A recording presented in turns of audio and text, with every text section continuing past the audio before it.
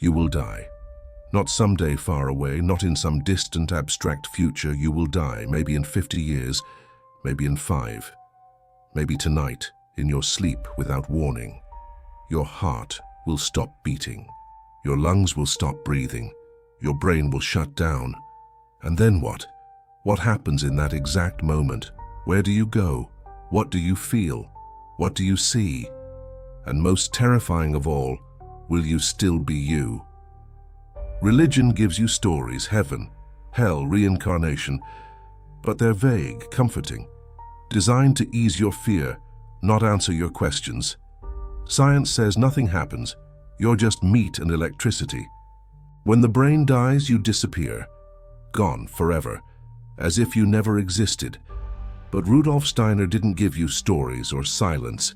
He gave you a map, a detailed step-by-step account of what happens to your soul the moment you die. And it's not what you think.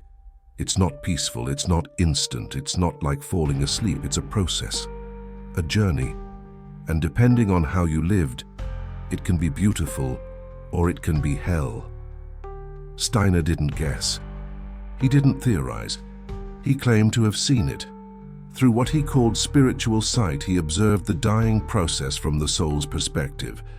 And what he saw will change how you live. Because once you know what's waiting on the other side, you can't ignore it. Let me take you through it, step by step, moment by moment, from your last breath to where your soul goes after. And I'm warning you now, this will disturb you. This will make you question everything.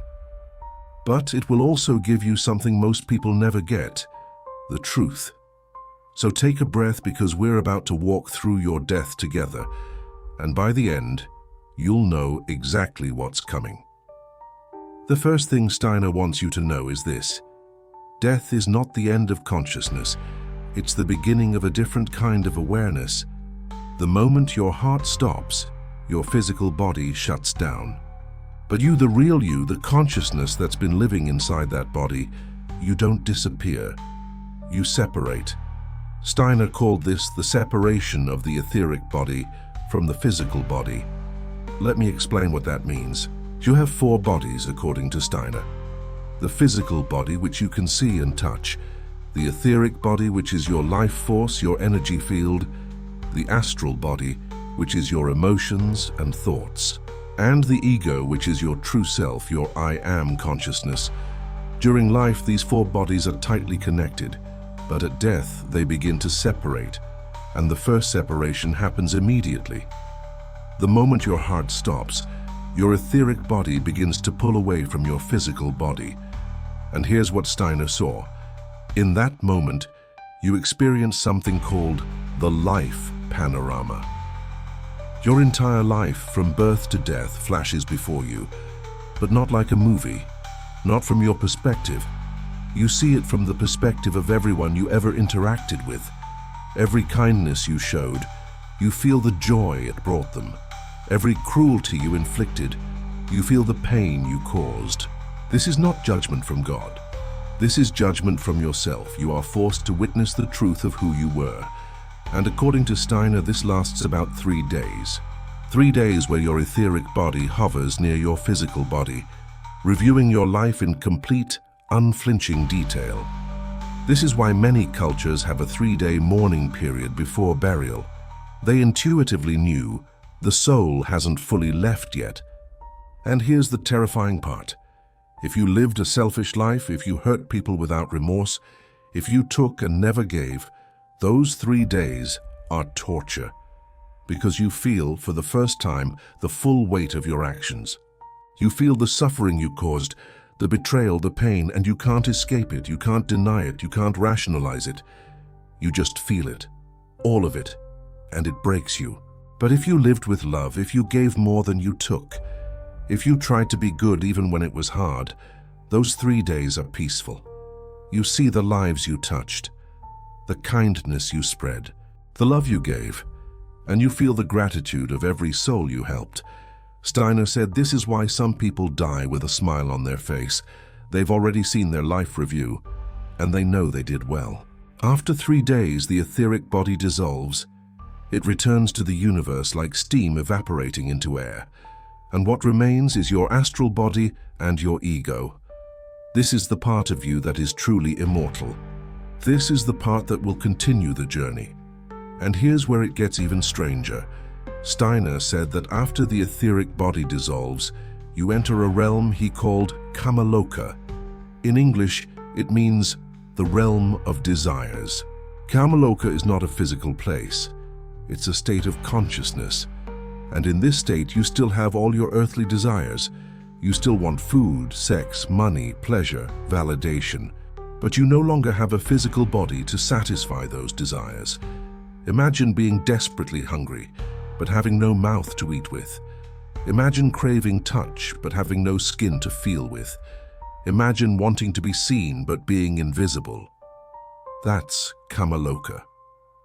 And according to Steiner, the more attached you were to material pleasures in life, the longer you stay in Kamaloka. If you lived for food, for drugs, for sex, for money, for status, you will spend years in this realm, tortured by desires you can no longer fulfill. This is what many religions call purgatory or hell, but it's not punishment from an external God. It's self-inflicted. You created this suffering by clinging to the physical world. But if you lived a spiritual life, if you practiced detachment, if you learned to find joy in things beyond the material, you pass through Kamaloka quickly. Maybe in days, maybe in hours. Because you're not attached, you're not clinging, you're free. And Steiner said this is why spiritual practices like meditation, fasting, and simplicity are so important. They're not just good for your life, they're preparation for your death. After you pass through Kamaloka, you enter what Steiner called the soul world. This is a realm of pure thought and emotion. Here, you are no longer burdened by physical desires. You exist as pure consciousness, and in this realm you begin to process the emotional lessons of your life. Every relationship, every conflict, every joy, every pain. You review it all, not from your perspective, but from the soul's perspective. And you begin to understand why things happened the way they did. Steiner said this is where you meet the souls of people you loved. If someone you cared about died before you, they are waiting for you here. And you reunite. Not in physical form, but in pure recognition, soul to soul. And the love you feel is beyond anything you experienced on earth, because it's not clouded by ego, by fear, by misunderstanding. It's just love, pure, complete, eternal. But you also encounter the souls of people you hurt. And here there is no escaping accountability. You feel their pain, you understand the damage you caused, and you must reconcile with them, not through words, but through shared understanding. Steiner called this karmic balancing, and it's not optional. You cannot move forward until you face what you did. This is why forgiveness is so important in life, because the more you forgive here, the less you have to reconcile there. After you complete your soul review, you move into the spirit world. This is the highest realm a soul can reach between incarnations. And here, according to Steiner, you are no longer bound by time or space. You exist in eternal consciousness. You are one with the divine. And from this place you can see all your past lives, every incarnation you've ever had, every lesson you've learned, every mistake you've made, and you begin to plan your next life. Yes, your next life. Because according to Steiner, reincarnation is not a belief, it's a law. Souls return to Earth again and again until they complete their evolution. And in the spirit world, you choose the circumstances of your next incarnation. You choose your parents, your body, your challenges, your gifts. Not consciously like picking items from a menu, but intuitively, based on what your soul needs to learn next. And here's the part that will break your heart. You choose your suffering. You choose the betrayals, the losses, the hardships, because you know, from the soul's perspective, that suffering is the fastest path to growth. This is why Steiner said that before you were born, you looked at your life and said yes. Yes to the pain, yes to the struggle, yes to the loneliness, because you knew it would make you stronger, wiser, freer, and your soul wanted that more than it wanted comfort. But not everyone reincarnates immediately. Some souls, Steiner said, spend centuries in the spirit world, resting, learning, preparing, especially old souls who have lived many lives and need time to integrate all that wisdom. And some souls, the most evolved ones, choose not to return at all. They have completed their earthly lessons. They have learned everything the physical world can teach them, and they ascend to even higher realms beyond what Steiner could describe. Now here's where it gets personal. What determines how your death goes? What determines whether you suffer in Kamaloka or pass through quickly? What determines whether you spend lifetimes reconciling karma or ascend rapidly? Steiner said it comes down to one thing: how you lived. Not what you believed, not what religion you followed, not how many prayers you said, but how you lived. Did you love? Did you give? Did you grow? Or did you take, control, and cling? Because here's the brutal truth. Death reveals who you really were. You can lie to others in life, you can lie to yourself, but you cannot lie to your soul. The life review doesn't care about your excuses. It doesn't care about your justifications. It only cares about the truth. Did you make the world better or worse? Did you help others or hurt them? Did you evolve or stagnate? And the answer to those questions determines everything that comes next. So what does this mean for you right now while you're still alive? Steiner would say, live as if you're going to die tomorrow. Not in a reckless way, but in a conscious way. Because every choice you make, every word you speak, every action you take, it's all being recorded. Not by some external judge, but by your own soul. And one day you will have to watch it all. You will have to feel it all. And you will have to own it all. So ask yourself, if you died tonight and had to review your life from everyone else's perspective, would you be proud? Would you feel peace? Or would you feel shame? If the answer is shame, you still have time. Time to apologize, time to forgive, time to change, time to love. But that time is not infinite. Your death is coming. And when it does, there are no second chances to fix what you left broken. Now let me tell you what Steiner said about people who die suddenly, in accidents, in violence, in unexpected ways. These souls, he said, experience shock because they didn't have time to prepare. They didn't have time to say goodbye. They didn't have time to let go. And so their etheric body clings to the physical world longer than it should. They become what many cultures call ghosts, not evil spirits, but confused souls who don't yet realize they're dead. Steiner said this is why sudden death is karmically significant. If you die unprepared, your transition is harder. Your soul struggles to release, and you may spend years wandering between worlds, trying to make sense of what happened. This is why spiritual traditions emphasize dying consciously, why monks meditate on death daily, why some cultures practice death rituals. They're training the soul to let go gracefully when the time comes. But here's the beautiful part. Even if you die suddenly, even if you die in pain, even if you die alone, you are never truly alone. Steiner said that spiritual beings, what some call angels or guides, are always present at the moment of death. They help you cross over. They guide you through the confusion. They hold space for your soul as it separates from your body, and they ensure you make it to where you need to go. Death is terrifying, but you don't go through it alone. And what about people who die young? Children, teenagers, people who barely got to live. Steiner had an answer for this too. He said that some souls incarnate for very short lives on purpose, not because they failed, but because they only needed a brief experience. Maybe they came to teach their parents a lesson. Maybe they came to experience a specific emotion. Maybe they came to balance a karmic debt. Whatever the reason, their short life was complete.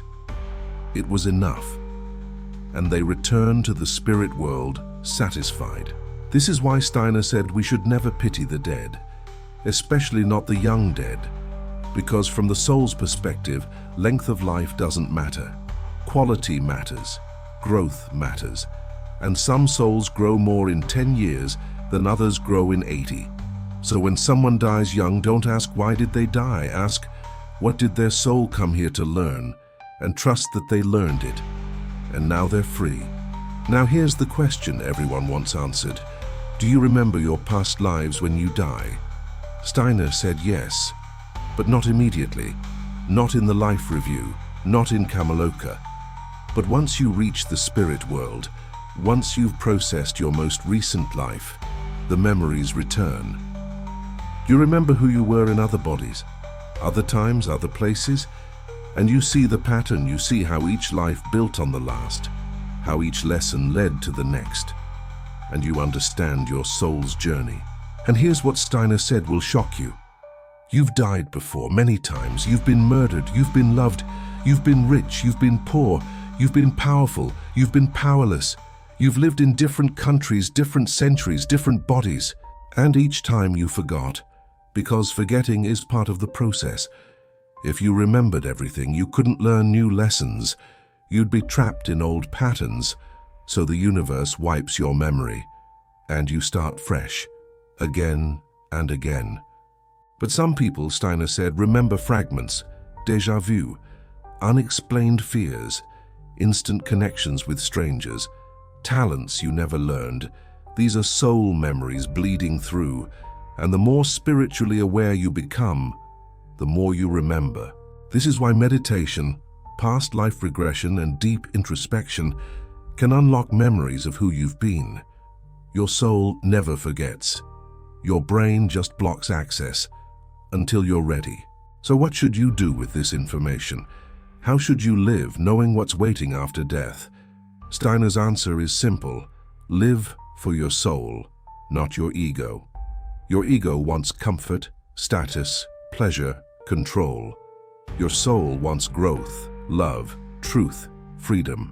And every time you choose soul over ego, you make your death easier. You make your transition smoother. You make your next life better. Because you're clearing karma instead of creating it. So love people even when they don't deserve it. Forgive people even when they don't apologize. Give even when you have little. Speak truth even when it's dangerous. Choose courage over comfort. Choose growth over safety. Choose love over fear. Because when you die, none of the material things will matter. Your house, your car, your bank account, your job title, none of it crosses over. Only love, only wisdom, only the person you became. And here's Steiner's final revelation about death, the one that will either terrify you or liberate you. He said that death is not the opposite of life. Birth is. Death is the opposite of birth. Life is eternal. You were alive before you were born, and you'll be alive after you die. What changes is the form, the body, the experience. But you, the consciousness, the soul, the I am, you never die. You just transform again and again, forever. So stop fearing death. Fear wasted life. Fear dying without having truly lived. Fear reaching the end and realizing you spent your whole life chasing things that didn't matter. Fear the life review where you see all the love you could have given but didn't. All the forgiveness you could have offered but refused. All the growth you could have chosen but avoided. That's the real tragedy. Not death, but unlived life. Steiner said that the souls who transition most peacefully are the ones who lived fully, who loved deeply, who forgave completely, who grew continuously. These souls don't fear death. They welcome it, because they know it's not an ending. It's a doorway, a return home, a reunion with everything they've ever loved. And when their time comes, they let go without struggle, without regret, without fear. They simply close their eyes and step through. So here's my challenge to you. Live like you're going to die, because you are. Maybe not today, but someday. And when that day comes, will you be ready? Will you have loved enough, forgiven enough, grown enough? Or will you cling to this world terrified of what's next? The choice is yours. But the clock is ticking, and every moment you waste is a moment you'll regret when you're watching your life review. So don't waste it. Live, love, grow, and when your time comes, you'll know you did it right. Because in the end, Steiner said, death is not the enemy. Ignorance is, fear is, regret is, but death is just a doorway. And on the other side, your soul is waiting, the real you, the eternal you, the you that has lived 1,000 lives and will live 1,000 more. And it's calling you home, not to end, but to begin again. So when your moment comes, don't fight it. Don't fear it, just trust it. Because your soul knows the way, it always has and it always will. If this video found you, it's not an accident. Your soul is preparing you for what's coming, for the journey ahead. Subscribe to this channel, because the more you understand death, the better you'll live. And the better you live, the more beautiful your death will be. This is the work, this is the path, and you're walking it right now, one step closer to understanding who you really are and where you're really going.